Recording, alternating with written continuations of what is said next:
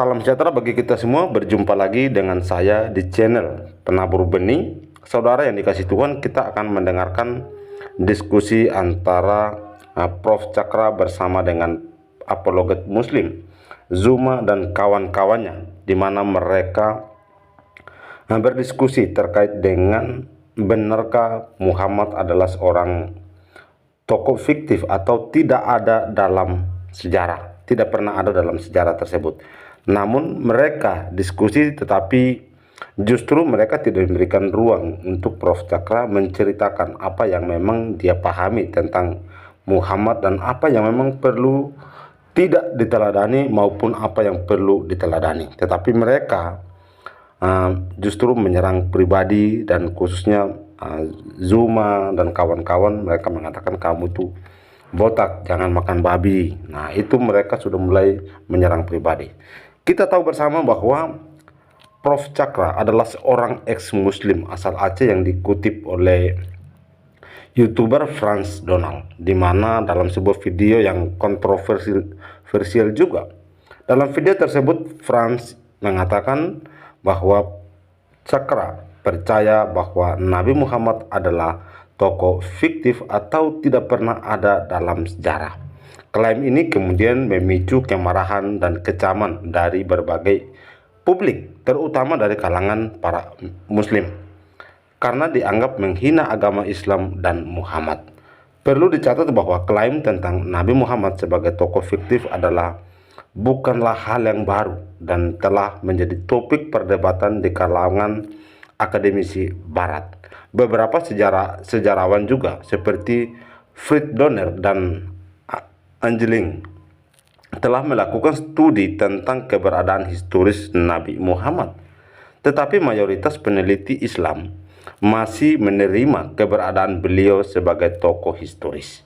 Nah, Frans Donald sendiri telah meminta maaf dan mengklarifikasi bahwa video tersebut telah dipotong dan disalah-artikan.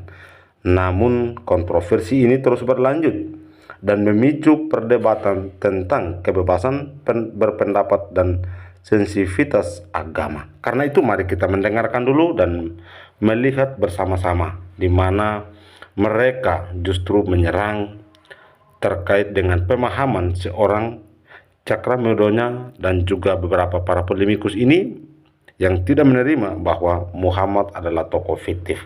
Mari kita menyimak video berikut ini. Jangan takut sama kepalanya, jangan takut. Manusia ini pakai baterai, ada baterai di belakangnya dia. Coba aku pengen tahu terakhirnya apa dia bilang. Ya, kenapa?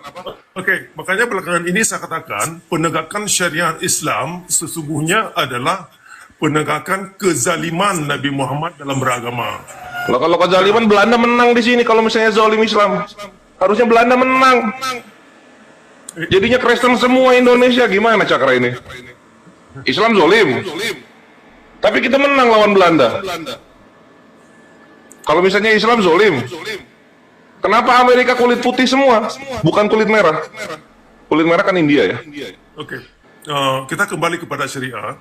Bahwasanya di dalam inti-inti syariat itu adalah bentuk-bentuk kelakuan dan tindakan Nabi Muhammad. Makanya ketika kaum ulama ini memamerkan Untuk membela orang yang lemah kan?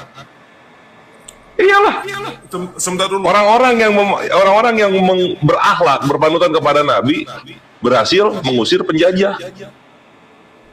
Lihat Arab sekarang, budayanya masih Arab, tidak ke Eropaan pakai jas, pakai apa? Tetap pakai gamis mereka, gitu. Oke. Kalau misalnya yang kayak gitu zolim, terus orang-orang yang mencoba mengambil paksa tanah-tanah orang Muslim itu apa namanya? Kan gitu, Cakra. Iya nggak? Bukan. Ini saya terangkan. Iyalah, kok bukan. Oke, saya terangkan dulu persoalan syariat Islam ya, yang tidak banyak dimengerti oleh banyak orang Islam. Syariat Bantai orang-orang yang ingin mengambil hak. Nah itu, bantai orang-orang yang ingin mengambil hak. Al-Hajj ayat 39, telah diizinkan bagi kami memerangi orang-orang yang memerangi kami. Ya masa kita kalau ditampar pipi kiri kita kasih badan kita yang kanan? dalam kenyataan bukan begitu, Mas. Lo dalam kenyataan begitu kok. Lihat Indonesia. Bukan. Lihat Kuwait, lihat Oman. Oke, ini saya terangkan dulu putih-putih yang ada dalam syariat Islam, di mana di antaranya adalah tujuan syariat Islam itu bukan kepada kemanusiaan, bukan kepada pencerahan, bukan kepada nilai-nilai yang luhur, yang bukan kepada pemberdayaan suara hati nurani. Kita itu ngebully orang-orang yang ingin merampok kita, Islam itu. Jadi kita tuh tidak mengasihi orang-orang jahat. Kita bantai itu orang-orang jahat. Kan gitu. Misalnya lu datang terus lu bikin benteng di tempat kami gitu kan, izin nggak ada gitu kan, maksudnya apa? Ya kita habisi lah. Kan gitu. Persoalannya begini, kalau narasi itu yang dipegang, ini membuat agama Islam berbahaya. Nah kalau misalnya berbahaya, Amerika itu harusnya orang Arab semua, bukan orang Eropa. Kalau Islam berbahaya ya, Amerika itu harusnya orang Arab gitu. Bukan demikian. Islam berbahaya. Kalau Islam itu bahaya, Kristen yang 6% di Indonesia itu habis, tinggal 0%. Iya. Kita bal-balin tiap hari kalau Islam itu bahaya. Faktanya nggak kayak gitu, ideologimu. Kalau Islam bahaya, kenapa kita punah di Filipina oleh orang-orang Spanyol? Nah, Kan di Filipina kan kita mayoritas harusnya, ya nggak? bukan. Oke, Anda jangan bukan. Oke. Ini ya, dalam kenyataan dalam alam dan butir-butir yang ada dalam kitab fikih. Oh halusinasi, itu emang pribumi, orang-orang kulit putih di Amerika, pribumi dia. Udah Pendatang aku bilang, itu. nggak tambunan ini manusia lahir dari anus. Gitu cakra, gitu loh. Ini saya terangkan dulu persoalan syariat Islam ya, biar dimengerti oleh kawan-kawan yang ada di bawah. Tak usah. Lu udah menjelaskan bubuk, syariat bre. Islam. Lu udah bubuk, bre. Nggak usah lah. Gua menikmati Indonesia atas kerja keras para pahlawan-pahlawan yang beragama Islam. Gua Syariat menikmati Islam Indonesia. apanya? Oke, Dan di Indonesia, orang kafir sama orang Islam sama-sama bayar bensin itu 10.500 kalau lu beli Pertalite. Sama mereka. Nggak ditanya agama. Oke, jadi perlu dimengerti empat poin yang saya terangkan tadi itu, atau 5 poin yang saya terangkan tadi itu perlu dikaji kembali sehingga Kita Islam lihat hasil, Cakra. Jadi kalau misalnya menurut lu salah, lu bikin negara coba. Dengan cara Islam lu. Lu bikin negara, bisa nggak? Karena semua negara Islam, 22 negara Islam yang konstitusinya Al-Quran dan As-Sunnah, mereka menjadi negara yang makmur dan kaya. 22 negara. Sekarang Islam yang lu maksud ini udah jadi negara belum? Jangan negara lah. RT, ada nggak RT-nya? Anda salah mengerti. Tidak ada satu negara yang berhasil peradaban kemanusiaan yang bisa menunjukkan nilai-nilai kemanusiaan dengan syariat Islam. Nah itu lihat orang Kuwait, orang Oman, orang Dubai, mereka membuka lapangan kerja untuk tenaga kafir. Orang-orang kafir dari Filipina, dari India, mereka kerja cuci apa namanya, cuci kaca, bersihin WC, gitu-gitu. Itu kemanusiaan, bre. Dibayar. Kayak gitu. 22 negara. Sisanya mereka negara-negara lain selain Islam, mereka tidak pakai agama. Tapi kalau Islam, negara yang mayoritas Islam, mereka mengkonstitusikan negaranya dengan Al-Quran dan As-Sunnah. Persoalannya begini, Mas.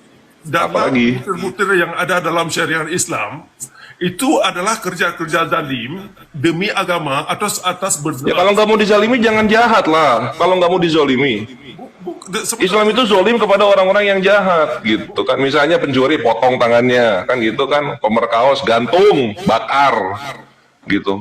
Kalau nggak mau dizolimi, jangan jahat, bre. Susah amat. Begini, jangan salah dimengerti. Yang dimaksud jahat dalam agama Islam adalah berpikir itu menggunakan akal dan suara hati nurani kita ini. Itu Ya kalau nggak berpikir menggunakan akal, pakai pantat. Kau pikir? Ya, jangan kalau misalnya lu nggak mau pakai akal, jangan di negara Islam, negara yang lain kalau nggak mau pakai akal. Kalau nggak mau berpikir menggunakan akal, jangan jadi manusia, jadi babi. Nah, persoalannya Contoh misalnya kita ambil Piala Dunia kemarin gitu kan, itu ada di Qatar kayak gitu kan. Lalu kemudian orang-orang pelangi ingin, oh ini tidak boleh ada pelangi di Qatar gitu kan. Wah ini diskriminasi ya. Lu di situ pendatang. Ini tuan rumah Qatar, tidak ada pelangi. Kenapa lu yang pendatang sok-sokan ngatur yang tuan rumah? Gitu Cakra. Anda tahu bahwasanya Islam itu datang ke Indonesia itu pendatang. Islam itu datang Dengan baik-baik kan, nggak pakai benteng sama pistol nggak kita? Nah, Islam datang ke Aceh itu adalah pendatang. Jadi Pakai benteng sama pistol nggak? Tapi kan melalui jalur dagang, bukan menjajah. Kita kan tidak menyakiti Iya. orang Aceh. Kita datang Tidak pendatang menyakiti nih. pribumi Aceh, betul. Pakai benteng sama pistol nggak? Kan gitu aja. Nah, kembali Beda sama jadi- Oten. Begini, jadi kembali ke Harusnya yang lo permasalahin itu Belanda yang bawa Gold Glory Gospel. Itu Iya, Oten yang sama lo orang kulit permasalahin. putih yang di Amerika sono gitu loh. Menjajah, menghabisi Coba, masyarakat coba. pribumi. Sebentar. Yang lu permasalahkan itu orang yang datang menghabisi rakyat pribumi. Itu yang lu harusnya pertanyakan gitu loh. Orang Islam datang berdagang gitu lu ribet gila ini. Gimana sih ini burunya Son Goku? perlu Anda Udahlah. mengerti poin yang saya terangkan tadi, 4 poin yang Udahlah, saya terangkan Cakra, tadi, kurangi itu makan perlu terasi, dipikirkan itu dan aja. perlu Udah dipikirin Cakra, lu pointless gitu loh. Nggak apa ya? Lu nggak bawa dalil. Kita tes keislaman lu ternyata dangkal gitu loh. Loh, Gini aja deh. Lu cuma Bang Gores. badut ternyata. Nabi, Ya. Bang Gores. Nabi Muhammad itu adalah fiksi. Tolong kalau Ya, kalau misalnya Udah. fiksi, kenapa negara-negara Islam kuat gitu loh di dunia? 22 negara. Gores, Katanya kalau fiksi. kalau Nabi Muhammad itu fiksi, kenapa lu jadi Islam, bego? Iya, cari yang lain. Islam Nabi Muhammad. soalannya saya Sedangkan Islam itu Islam itu datangnya dari Nabi Muhammad. Kalau lu katain fiksi, kenapa lu Islam sekarang ngaku-ngaku Islam? Gimana sih? Muhammad, jangan salah. Enggak, itu namanya logical fallacy, kecelakaan dalam berpikir. Anda mengaku Islam tetapi Anda mengatakan Nabi Muhammad fiksi, sedangkan yang membawa Islam ini yang menyempurnakan Nabi Muhammad. Oh, tahu gimana? Saya Memangnya kau belajar Islam dari siapa? Yang memang bawa Islam itu keluargamu. Kalau yang membawa Islam itu keluargamu, tak apa kau katakan kayak gitu.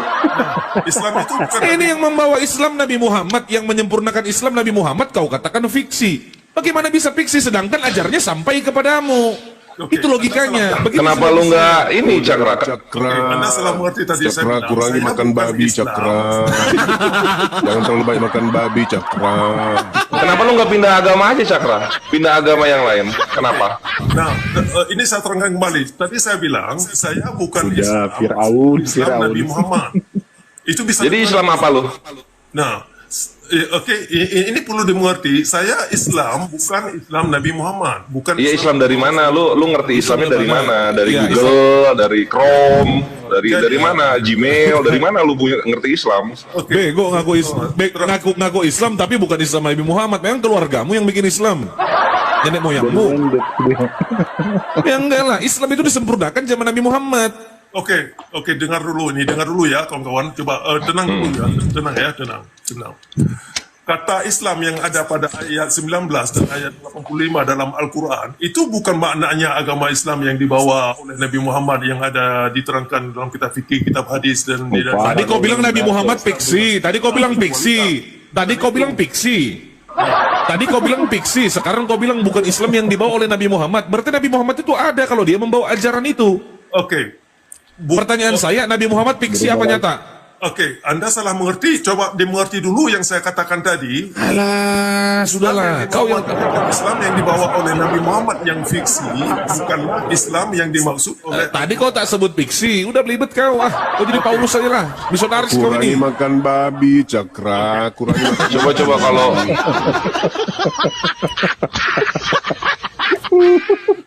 Belum sampai ilmu berdebat di sini, Cakra. Sumpah. Kalau kau monolog jago sampai digelari Oten Profesor loh dia ini. Asli gila. kenapa nggak pindah agama aja? tenang. Iya, jadi Oten aja lah, anjir. Tenang. Kalau kita mau diskusi, coba tenang. Nggak bisa tenang. Mana bisa tenang kami ketemu penyesat yang nyata seperti kau ini. Nggak mungkin kami kasih ruang. Sedangkan yang kau sampaikan itu tak ada datanya, tak ada dalil, tak ada sumber. Coba kalau di surah Ali Imran 144 itu Muhammad yang mana itu? Dalam Al-Quran, kata Muhammad bukan artinya sesosok yang ada dalam agama Islam, bukan itu. Oke, coba lu arti ini nih, dan Muhammad hanyalah seorang rasul. Apa maksudnya itu? Nah, Muhammad itu yang dalam Al-Quran dulu ini saya terangkan dulu. Muhammad itu bukan sesosok seperti yang Anda bayangkan. Iya, ya udah coba maksudnya apa? Dan Muhammad hanyalah seorang rasul, sebelumnya telah berlalu beberapa rasul. Apakah jika dia wafat atau dibunuh kamu berbalik ke belakang? Apa itu? Muhammad di situ apa di situ? Oke, Muhammad itu harus dimengerti dalam ranah alam yang ada sekarang yang bisa disaksikan oleh semua manusia, bukan bayangan-bayangan yang tidak bisa Alam gundul. Ah, jadi Muhammad di sini apa? Di surah Ali Imran 144 itu apa di situ? Nah, coba dipikirkan. Saya sudah katakan tadi, Muhammad yang Bukan ada- dipikirin, lu kasih kesimpulan lu gitu loh. Kurang. Karena kalau di kami ini sosok di sini. Nah, kembali, itulah saya katakan tadi, saya tidak akan Kurangi makan babi, Coba Cakra. pikirkan bahwasanya Muhammad yang ada Memang minion ini. Udahlah kau jadi Terlalu oten aja banyak jadi kau minion. makan babi. Minion, dia raja minion sebenarnya. Makan terasi Gurunda. Sekarang surah Muhammad ayat 2 nih. Surah Muhammad ayat 2. Orang-orang mukmin dan beramal soleh serta beriman kepada apa yang diturunkan kepada Muhammad, dan itulah yang hak dari Tuhan mereka. Apa itu diturunkan kepada Muhammad? Diturunkan kepada alam, gitu maksudnya. Jadi saya turunkan tadi ada 5 kali kata Muhammad dalam Al-Quran. Tidak satu pun kata Muhammad yang ada dalam Al-Quran itu direferensikan kepada sesosok seperti yang Anda dapat di dalam kitab hadis. Wih, Rasul di Ya, jadi Muhammad itu apa di situ? Apa di situ Muhammad itu? Masa lu punya konsep ngehujat nggak beres hujatannya? Oke, makanya ini saya kasih kepada Anda sebagai pekerjaan rumah. Tolong Anda pikirkan itu sebagai Minimal pekerjaan rumah. terkonsep. Kita udah beres pemikirannya. Muhammad di sini sosok seseorang yang menjadi panutan kami. Karena di sini dikatakan apa? Orang-orang mukmin dan beramal soleh serta beriman kepada apa yang diturunkan kepada Muhammad. Saya sudah terangkan tadi, itu adalah pekerjaan rumah bagi Anda semua untuk Anda Bukan. bahwasanya Bukan pekerjaan rumah. Lu skakmat di situ, bre. Cakra, lu skakmat di situ. PR. Lu nggak bisa menjelaskan Muhammad di sini siapa gitu. Pentolan. Lu udah skakmat di situ, lu udah kalah, bre. saya tidak pernah mau cari menang di sini. Saya ingin terangkan apa yang Ya gimana mau cari menang? Lu kalah.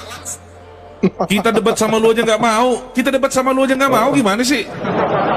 Bukan kelas gitu loh. Sekarang gue tanya, sederhana pertanyaan gue Cakra. Lu tahu nggak arti Islam itu apa? Islam itu apa sih? Islam itu bukan artinya dengan adanya syariat Islam dengan sejumlah ritualitas. Tuh itu udah tuh. Tolol anjir. Itulah Cakra. Lu tuh ngambang. Lu tuh ngasih premis, tapi konklusinya nggak ada, ngambang gitu loh. Definisi Islam aja dia nggak tahu. Berapa konklusinya? Tadi sudah saya sebutkan 4. Bukan konklusi, itu premis, bre. Itu premis. Masih premis. Kesimpulan dari premis yang lu ciptakan itu nggak ada, masih ngambang. Tadi sudah Dan lu udah tua, bre. Kayaknya kesimpulannya ada pas lu meninggal nanti.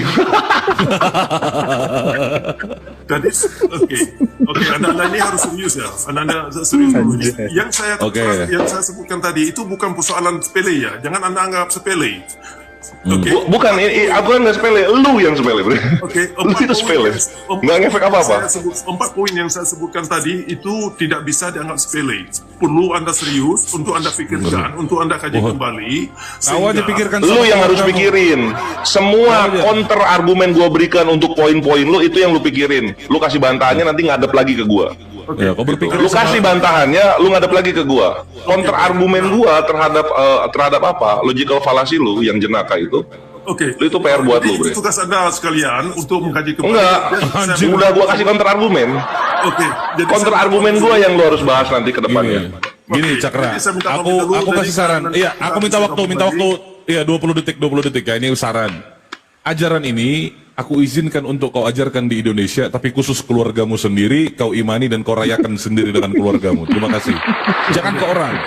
Oke. Khusus kau, istrimu, Jadi, anak-anakmu, tak apa-apa. Biar kau masuk neraka rame-rame. Oke. Jadi Saran saya kurangi makan babi botak. Lagi makan babi. Selamat datang di kebenaran. Anjir gini doang. Kabur. Diturunin. kerja dari keluarga Abdullah dan Laila itu sama sekali tidak bisa kita aktualisasikan kebenaran yang dimaksud, apalagi secara arkeologi, apalagi secara forensik tidak bisa kita buktikan kebenaran. Itu dulu jawaban saya Pak Kevin, dan juga jawaban saya kepada Pak Arif di atas tadi. Saya kira begini ya, yang ditanya Pak Arif itu ada baiknya, karena saya juga belajar apa yang ditanyakan oleh Pak Arif. Saya tidak menganggap itu pertanyaan yang ditanyakan oleh Pak Arif dan dari kawan-kawan dari agama lain sebagai untuk menjadi untuk mendapatkan kesalahan, tapi saya melihat sebagai masukan dan kritik bagi saya sendiri untuk saya kaji sendiri. Jadi apapun pertanyaan yang ditanyakan oleh kawan-kawan, apapun agamanya, itu saya terima sebagai masukan dan saya tidak melihat sebagai untuk mendapat kesalahan dari agama Islam, karena saya sendiri mengkritik dan menggugat posisi-posisi yang ada dalam agama Islam itu sendiri. Yang saya maksud agama Islam sebagai yayasan ya. Ya betul. Gitu loh. Ya, jadi Pak Asin, kan memang kita tidak ada salahnya ya mengkaji agama lain asalkan dengan jujur begitu ya. Ya. Dan intinya begini, memang ya bagi di Komal TikTok ini kan banyak perdebatan ya Pak, dan saling memaksakan pendapat, dan itu salah. Bagi orang yang masih memahami dan meyakini doktrin yang sudah diselewengkan, memang kalian masih bodoh begitu. Tetapi intinya kalau kita mau mengkaji secara jujur ya, seperti Pak Cakra, pastinya kita bisa tercerahkan. Pak Cakra, mungkin saya ada 2 pertanyaan terakhir ya Pak, mengenai syariat Islam, misalnya seperti hukum potong tangan bagi pencuri di surat Al-Maidah ayat 38, Ya. lalu hukum cambuk bagi penzina misalnya, itu diklaim oleh para beberapa orang Muslim. Orang Muslim itu mengatakan kalau hukum itu dipraktekkan maka akan merendahkan tingkat kejahatan gitu. Apakah Pak Cakra ini setuju gitu? Tidak, karena persoalannya begini. Hukum yang ada dalam Islam secara keseluruhan ya, bukan menuju kepada moralitas dan juga bukan menuju kepada spiritualitas dan juga bukan menuju kepada kemanusiaan. Persoalannya tentang potong tangan ya, kalau dimengerti potong tangan benar-benar secara fisik, itu apa yang dialami oleh seseorang, dia akan kehilangan bagaimana dia mencari rezeki, dan juga dia kehilangan kesempatan untuk bisa memperbaiki diri. Karena dia sudah terpotong tangan, bagaimana dia bisa untuk menciptakan skill yang baru sehingga jadi dia ini produktif, dan sehingga dia bisa mengkontribusi kepada masyarakat, kepada dirinya, kepada keluarganya, kepada negara. Tidak mungkin, sehingga menjadi beban negara. Nah, hukum potong tangan ini sangat membodohkan. Jadi kata-kata yang ada dalam Al-Quran itu yang diterjemahkan potong tangan, itu kan perlu dimaknakan kembali, bukan itu yang dimaksud. Nah, itu sangat jahiliyah, sangat barbarik, dan sangat menzalimi diri kita manusia sendiri. Nah, itu satu. Kemudian di dalam Islam itu kan ada sembahyang, ada salat.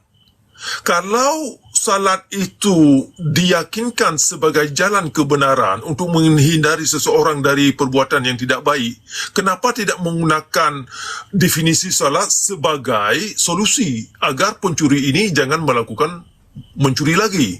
Nah, kenapa syariat Islam, nah ini kembali kepada syariat Islam, kenapa dalam syariat Islam tidak menggunakan sembahyang sebagai solusi agar para pencuri jangan mencuri? Nah, alasannya sembahyang dalam Islam ternyata bukan solusi untuk menghindari seseorang dari hal yang tidak diinginkan atau yang tidak baik atau yang merugikan dirinya dan orang banyak. Nah, ini terjawab tentang Nabi Muhammad gagal paham. Artinya Islam itu sendiri secara lembaga gagal paham tentang fungsi sembahyang. Kalau sembahyang ini tidak bisa dijadikan solusi untuk menjawab tantangan yang dialami oleh masyarakat, misalkan seseorang yang suka mencuri, seseorang yang melakukan pembulian terhadap baik terhadap anaknya, terhadap istrinya, terhadap hal-hal yang tidak baik lah. Nah, kalau salat itu tidak bisa menjadikan satu jalur yang bisa memperbaiki diri manusia itu sendiri, maka Islam itu sendiri gagal. Karena objektif Islam atau salah satu dimensi Islam yang sangat sakral, saya kira, yaitu sembahyang. Ternyata sembahyang itu tidak punya nilai apa-apa, baik itu secara moralitas, baik itu secara spiritualitas, baik itu secara kemanusiaan. Sehingga investasi waktu, harta, keringat, dan tenaga yang dikerahkan kepada ritualitas hasilnya sia-sia dan hasilnya sangat semu. Nah, artinya orang Islam dibodohkan dan ditipu habis-habisan, dan sungguh ya saya kira menyedihkan, dalam artian kita kehilangan waktu, kehilangan umur yang kita kerahkan kepada ritualitas. Itu kalau kita perhatikan, kalau kita kalkulasi ya, waktu yang dikerahkan kepada ritualitas seseorang setahun ya, itu sekitar kalau nggak salah 9 bulan. begitu banyak waktu yang dikerahkan kepada ritualitas. Itu belum termasuk psikologi kita ini. Was-wasan, kita kan was-was, apa saya nanti disiksa di neraka, apa saya tidak, bagaimana nasib surga kita yang cari, ya kan? Secara waktu saja kita kehilangan waktu 9 bulan per tahun. Kemudian kita kali dalam kita kalau kita punya umur 80 tahun mungkin lebih, ya kita kehilangan waktu, kita kerahkan investasinya itu kepada sesuatu yang tidak bermanfaat sama sekali. Nah, inilah hal yang sangat kita sedihkan kalau Al-Quran itu dimaknakan demikian rupa, ya manusia umat Islam itu ternyata tidak membawa mereka kepada kondisi pencerahan dan kebenaran yang dicari. Makanya ayat 38 dari surah Al-Maidah yang Anda tunjukkan tadi tentang potong tangan itu sangat tidak berpendapat dan perlu diterjemahkan kembali. Ya, izin Pak Cakra untuk meluruskan. Ya. Ya. Di sini saya agak sedikit lucu dan aneh ya ketika Pak Cakra ditanya, sepertinya sosok Nabi Muhammad terus ini yang dijadikan satu kesalahan dan kambing hitam ya, padahal sama saya belajar di ajaran Islam ya, sebetulnya yang menerjemahkan ayat Al-Quran itu bukan Nabi Muhammad, yang menerjemahkannya para BNN ya, para penterjemah ya. Dan saya banyak yang saya ketawain terjemahan bahasa Indonesia di ayat suci Al-Quran. Karena untuk mengerti ayat sesungguhnya di Al-Quran itu harus menguasai ilmu nahwu, shorof, balaghah. Makanya bagi kalian yang ingin tahu persis ayat Al-Quran sesungguhnya, ya silakan nanti berdiskusi dengan saya. Orang yang sudah tahu lama sepak terjang Asinida di media sosial akan tahu lah apa yang saya sampaikan. Tapi kalau yang baru kenal, wajar saya maklum. Ya, banyak sekali di situ, seperti yang kamu bilang pemotongan tangan. Itu terjemahan yang salah. Ya, sebetulnya arahnya bukan ke pemotongan tangan. Ya, karena tubuh ini hanya alat untuk ya melaksanakan perintah pikiran. Tapi pemerintah Arab Saudi taklid buta langsung diterapin seperti terjemahan. Tahu nggak kalian? Di Arab Saudi itu berapa ribu ayat yang terjemahannya dirubah. Makanya belajarnya lebih mendalam lagi ya, saudaraku ya. Banyak dirubah, bahkan hukum rajam itu pun salah diartikan, dianggap itu perintah Tuhan, firman Tuhan. Ya, paham nggak di sini? Makanya saya bilang tadi, ya di pelajaran saya sebagai Islam sangat tidak membenarkan pemotongan tangan itu, karena yang akan mengalami siksa itu jiwa, bukan tubuh. Ya, paham nggak? Ketika Yesus disalib, dipaku tangannya, kakinya, tubuhnya nggak akan yang merasakan sakit, yang merasakan sakit jiwanya. Coba aja orang yang sudah tak berjiwa, coba aja dipukul kan, ya, dibedah kan, nggak akan mengalami kesakitan, nggak akan mengalami rasa. Ya, jadi harus cerdas di sini. Ya, kalau kalian masih nggak cerdas, gimana mau berdiskusi dengan Asinida? Ya, nah terus masalah apa lagi tadi itu? Menyangkut tentang Muhammad itu fiksi atau tidak? Ya.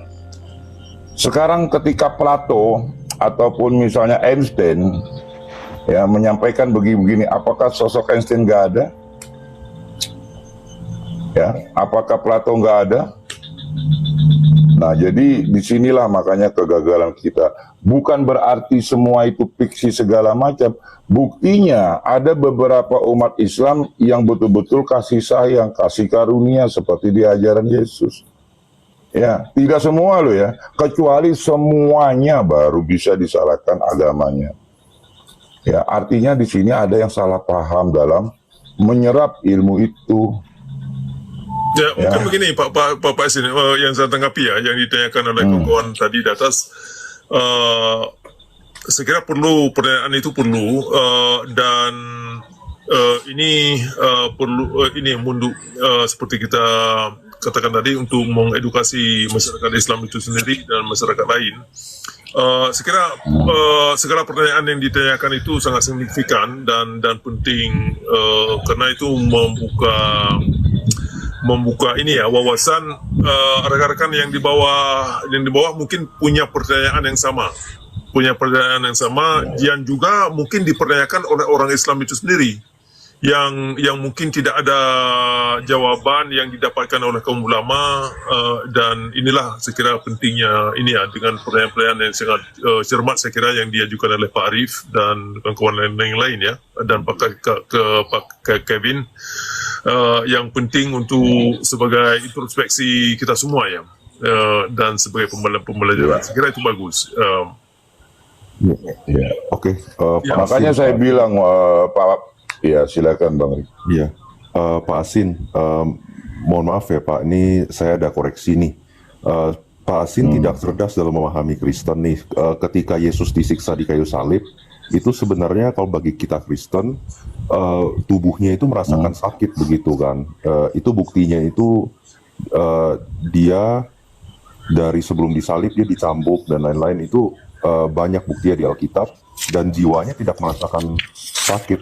Karena seperti di 1 Petrus 3 ayat 18-20 itu dia turun ke dunia orang mati. Kamu jangan bawa dalil dan firman di hadapan Hasidah. Kamu sekarang pergi aja ke rumah sakit, ya, ke kamar mayat, bawa gergaji. Mayat itu coba kamu gergaji pelan-pelan, teriak nggak mayatnya? Enggak, tapi udah Pak Asinida tadi kan saya menjelaskan. Ya. Udah tadi. Jadi kita bicara fakta real. Iya. Manusia tanpa ada jiwa gak akan mengalami kesakitan tubuh itu. Ya, orang yang opname, orang yang sudah koma bertahun-tahun, coba aja kau tusuk jarum, kau sulut api rokok, gak akan teriak, gak akan kesakitan. Iya. Kita bicara fakta di sini. Maksudnya saat dipaku atau apa kan merasakan sakit di fisiknya ya Pak, gitu. Jadi Bapak sakit itu karena adanya rasa. Ya, batang tubuh ini dialiri semua saraf-saraf rasa. Oke. Ya, jiwa itu tidak mengalami sakit jadi Pak. Jadi udah oke Pak. Saya mau bertanya ke Pak Cakra ya. Yang berkesalahan itu jiwa. Tubuh ini tidak bisa dijadikan tempat penanggung jawab ya. Nggak bisa tubuh ini dijadikan korban untuk, bahkan ketika kamu membunuh seseorang, kau kira kau telah membunuh jiwanya, enggak. Iya, Kau sedang membunuh wadahnya aja. Membunuh fisiknya, ya betul. Oke, baik. Silakan. Oke. Ini aneh banget nih Pak Asin. Siap. Iya. Oke, saya mau tanya Pak Cakra satu lagi ya Pak. Jadi bagaimana caranya umat Muslim supaya mereka bisa mempraktekkan esensi dari Al-Quran itu sendiri dengan cara penafsiran yang benar begitu. Baik, saya jawab ya, Bang Rif ya. Ya. Baik, saya jawab. Kalau tafsirannya jawabannya adalah bagaimana cara kamu supaya belajar seperti yang Yesus ajarkan, kasih karunia. Ya, ketika kamu ya mengikuti ajaran Yesus kasih karunia, kamu tidak akan lagi berkesalahan oleh agama manapun. Ya, ketika kamu sudah menjadi juru selamat pada dirimu, kamu sudah tahu Ruhul Kudus pada dirimu. Ya, kamu tidak mungkin lagi menyalahkan agama lain. Kamu tidak mungkin lagi ya menyalahkan Tuhan lain. Terapin ajaran Tuhan Yesus itu pada dirimu. Kalau kamu masih ya bertanya menyuruh agama lain harus begini begitu, kamu belum benar dalam ajaran Yesus. Begini, Kan pertanyaannya bagaimana? Iya. Pertanyaannya bagaimana? Saya tidak menanyakan itu kepada Bapak, ya saya tanyakan itu kepada Pak Cakra, ya. Intinya, ya, masih salah nih. Ketahuan bodohnya ya masih tidak ya. Kamu tuh yang bodoh, saya nggak bodoh, kamu yang bodoh.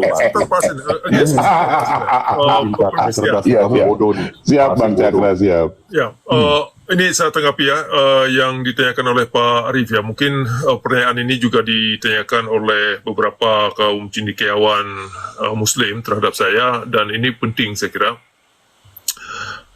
Bahwasanya kalau orang Islam itu ingin memahami Al-Quran itu kepada effectiveness atau kepada kemanfaatan kepada pemberdayaan akal, pada pemberdayaan suara hati nurani, kepada pemberdayaan bakat dan kapasitas manusia untuk mengangkat maruah manusia agar kita ini produktif, agar kita bermanfaat bagi diri kita dan orang banyak dan dunia, dan bisa mengkontribusi tidak hanya kepada diri kita pribadi dan juga kepada orang lain. Yang pertama dulu adalah bacaan teks Al-Quran itu perlu dipahami dengan pemahaman yang faktual dalam alam. Nah, kenapa alam ini harus dijadikan satu ranah dan hanya satu ranah yang saya tahu yang bisa diandalkan sumber kebenaran yang dicari. Ranah alam ini yang bisa meluruskan sebuah perkara atau sebuah permasalahan yang bisa menunjukkan substansi, baik itu subjektif atau objektif. Nah, ketika si pembaca Al-Quran itu bisa merumuskan pemahaman yang menjurus dan berlandaskan prinsip-prinsip alam, maka yang dimengerti itu tidak lagi berdongeng dan tidak lagi mengandung suatu klaim-klaim yang tidak bisa difaktualkan dalam alam. Nah, itu satu. Kemudian informasi yang didapat itu menjadi pelajaran dan menjadi bahan riset dan menjadi bahan kajian, bahan pertimbangan, sehingga keputusan yang diambil sehari-hari itu tepat gitu. Nah, misalkan kalau kita karena keputusan yang kita ambil sehari-hari itu kan sangat bergantung kepada informasi yang kita dengar atau yang kita dapat. Kalau semakin faktual informasi yang kita dapat, maka semakin tepat keputusan yang kita buat. Kan demikian. Makanya sungguh keliru kalau para dokter yang beragama Islam, kalau para ilmuwan yang ada dalam agama Islam menggunakan Al-Quran ini kitab kepercayaan atau keyakinan, maka ujungnya Al-Quran itu tidak mengandung satu informasi yang bisa bermanfaat bagi manusia. Nah, makanya saya mengajak para dokter, para fisikis, para ilmuwan fisika ya, dan para ilmu biologi, kalau mereka punya ini ilmu biologi, ilmu fisika, ilmu alam lah, maka coba bawa ilmu itu, keterampilan itu untuk memahami Al-Quran sehingga yang dibaca dalam Al-Quran itu mengandung informasi yang faktual. Sehingga kalau informasi yang faktual itu terbuka kepada manusia, tidak lagi sebagai kitab keyakinan, bisa digunakan oleh manusia siapa saja sebagai sumber untuk sebagai sumber kajian, sumber ilmu, sebagai pelajaran, sebagai inspirasi atau apalah. Nah, itu baru mantap. Itu baru bermanfaat Al-Quran ini untuk membawa umat Islam itu kepada rahmatan lil alamin. Nah, itu baru mantap untuk menciptakan Al-Quran ini bisa membuat kondisi akhlak manusia yang sering disebutkan aswatun hasanah. Nah, karena Sepakat. Ya kan? Sepakat, Bang Jekra. Ya. Nah, makanya salah satu hal yang sangat kita sedihkan, umat Islam umumnya sangat tidak mau menceraikan tradisi hadis, yang itu persoalannya. Karena kenapa? Karena orang Islam umumnya didoktrin sudah begitu mendalam. Siapa yang menolak hadis itu sudah menolak Tuhan. Itu seolah-olah sudah memang meniadakan kebodohan itu. Matahari. Itu yang kita sedihkan. Iya. Nah, betul sekali. Ya, memang ada ini ya. Memang kemudian kalau boleh saya tambah ya, kita perlu mengajak kaum ulama, para dekan terutama dekan-dekan universitas Islam ya. Kita perlu mengajak dekan dan para pemimpin pesantren agar mereka terbuka. Yang pertama, bisa jujur apa yang mereka tahu, dan kita bisa mengajak mereka agar jangan membuat klaim yang mereka sesungguhnya tidak tahu. Nah, kalau kita bisa mengajak mereka untuk berbicara jujur, jangan membuat klaim yang mereka tidak tahu, dan jangan pura-pura tidak tahu apa yang terjadi dalam alam. Nah, itu terbukanya dialektika dan terbukanya satu dialog yang mengajak kita ini kepada pencerahan, sehingga kita tahu apa sih sesungguhnya yang akan diterangkan oleh Al-Quran, apa sih yang diketahui oleh agama Islam, apa benar yang diketahui oleh agama Islam selama ini sebagai yayasan sudah membawa kita kepada pencerahan. Kalau memang tidak ada, kalau hanya membawa kita kepada pembodohan, ya perlu kita tinggalkan atau disingkirkan dulu, dimuseumkan ya kan, sehingga anak-anak muda ke depan, generasi ke depan, jangan lagi lah kita dibodohkan oleh pemikiran-pemikiran dan penakutan-penakutan, terutama yang dilakukan oleh kaum tokoh agama ya, sebagai ini ya untuk untuk menjarah kaum. Iya, itu yang saya terapkan mulai pagi, siang, dan malam di room saya di Room Tasawuf Modern atau Sufi, Bang Cakra.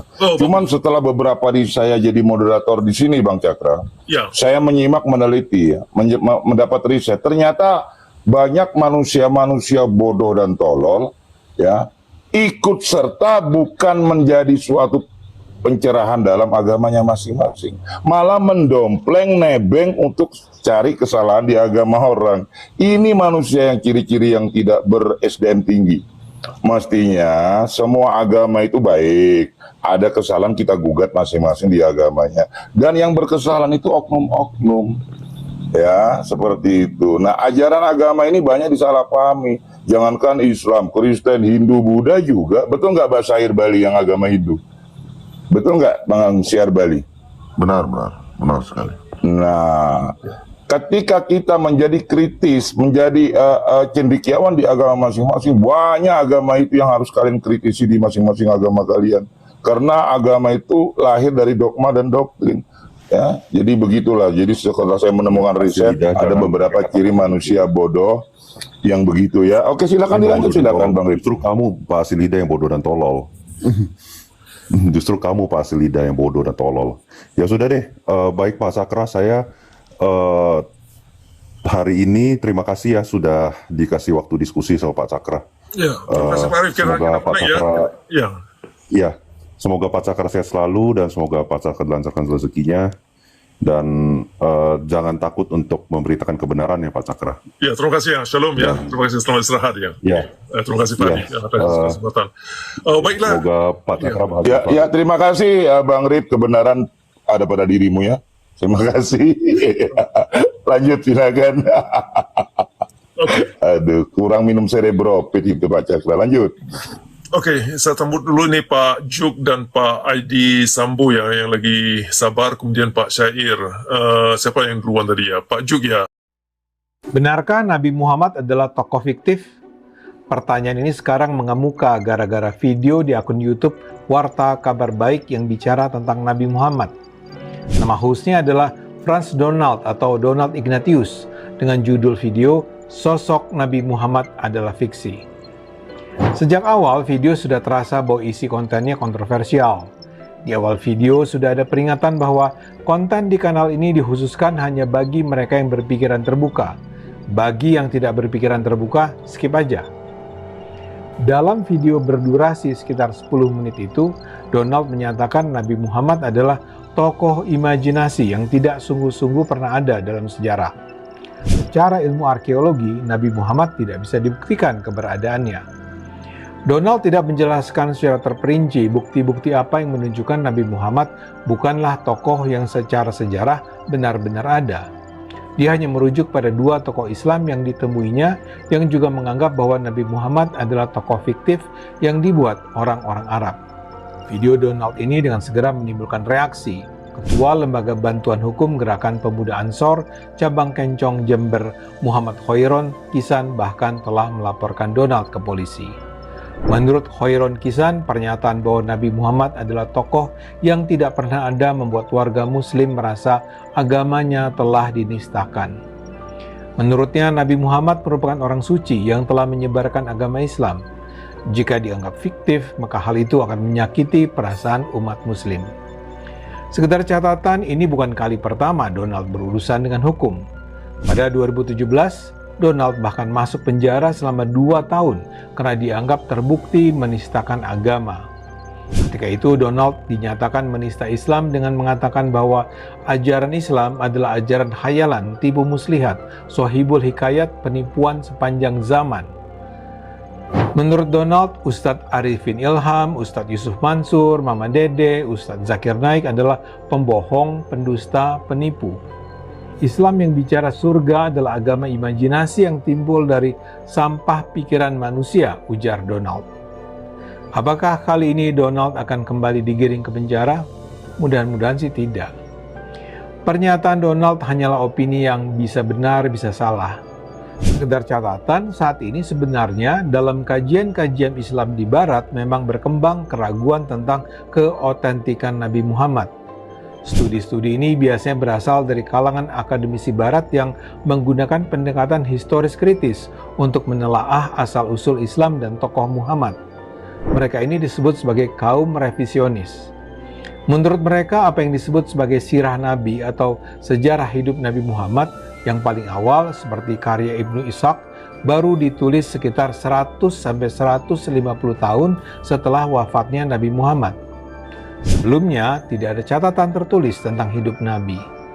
Karena itu, kata mereka, dalam 150 tahun itu bisa saja terjadi pembelokan penulisan sejarah atau dimasukkannya mitos-mitos ke dalam kehidupan Nabi.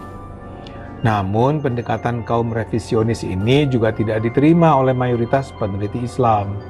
Sejumlah sejarawan seperti Fred Donner dan Angelica Neuwirth tetap menerima keberadaan historis Muhammad, meskipun mereka juga tidak sepenuhnya percaya dengan kisah-kisah Nabi yang selama ini diterima sebagai kebenaran. Jadi studi-studi ini tidak menyatakan Nabi Muhammad tidak pernah ada, tapi mempertanyakan sejauh mana kisah Nabi itu dapat dibuktikan kebenarannya secara historis. Mari kita terbuka terhadap perbedaan pendapat. Iya, demikian videonya saudara yang dikasih Tuhan. Kita sudah mendengarkan secara bersama-sama bagaimana mereka berdiskusi dan juga Prof. Cakra ini memang kita lihat dia sudah meninggalkan keyakinan yang lama dan kita tidak tahu apa yang dia yakini saat ini. Tetapi dia memang selalu dituduh bahwa dia adalah orang kafir ya. Jadi itulah yang terjadi. Makanya banyak orang muslim yang memang marah karena apa yang disampaikan oleh Prof. Cakra ini memicu kontroversi. Tetapi saudara yang dikasih Tuhan, kita juga perlu mengambil hikmatnya. Kenapa kita perlu menggali yang namanya tokoh-tokoh sejarah itu sehingga tidak menimbulkan keresahan dan juga adanya keterbukaan antara satu dengan yang lain. Nah, dalam video ini juga bukan hanya Prof. Cakra, tetapi juga Gerakan Peace pun, channel Gerakan Peace, mereka juga mencoba untuk mengkaji terkait dengan benarkah Muhammad adalah tokoh fiktif. Nah, pertanyaan ini sekarang mengemuka gara-gara video di akun YouTube Warta Kabar Baik yang bicara tentang Nabi Muhammad. Nama hostnya adalah Franz Donald atau Donald Ignatius dengan judul video sosok Nabi Muhammad adalah fiksi. Sejak awal video sudah terasa bahwa isi kontennya kontroversial.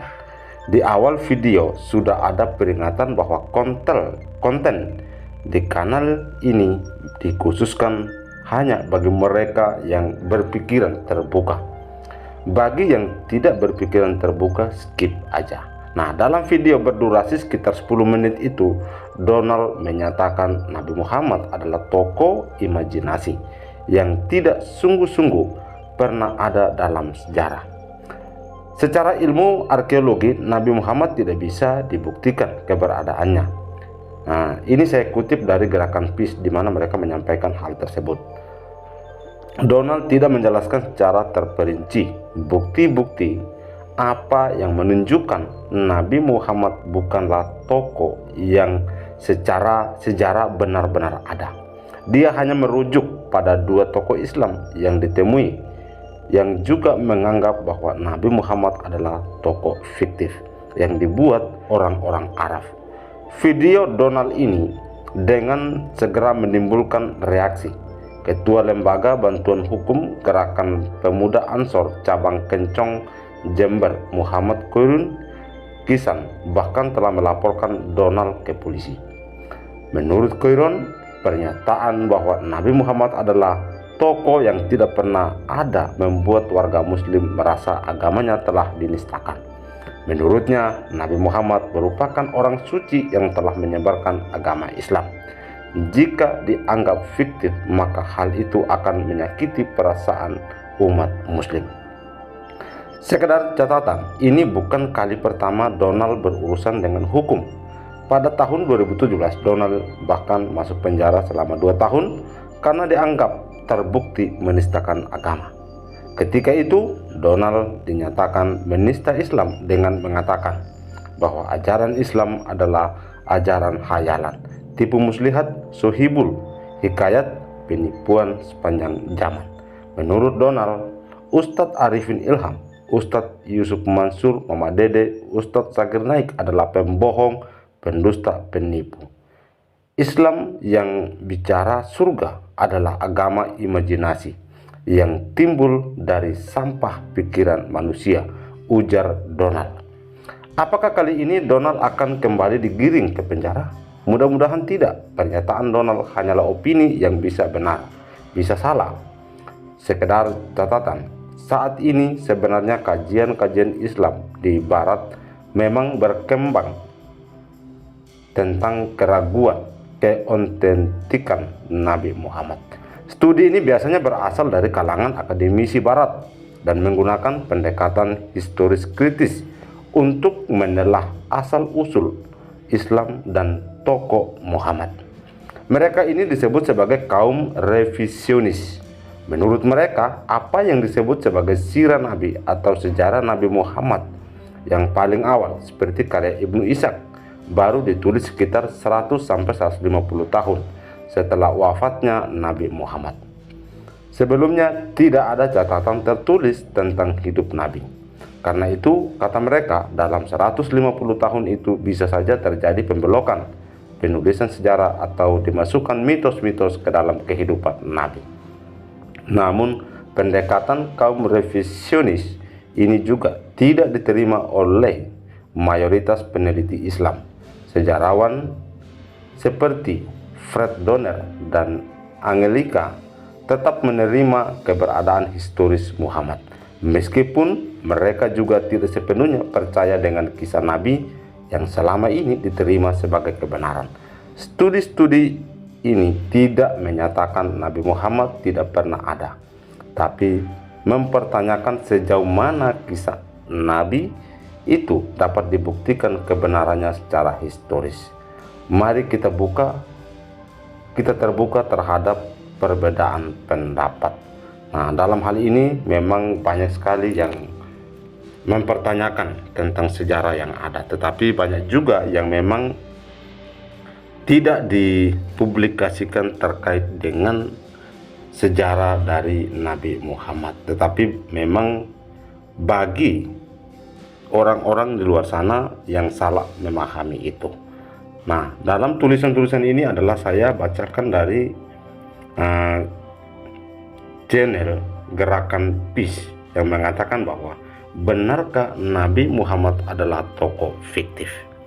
Ya, jadi itu saja yang saya dapat bagikan, dan semoga ini juga boleh menjadi dorongan bagi kita semua untuk memahami dan mengerti terkait dengan tokoh-tokoh sejarah yang dipahami oleh banyak orang. Demikian videonya, semoga ini boleh menjadi berkat bagi kita semua.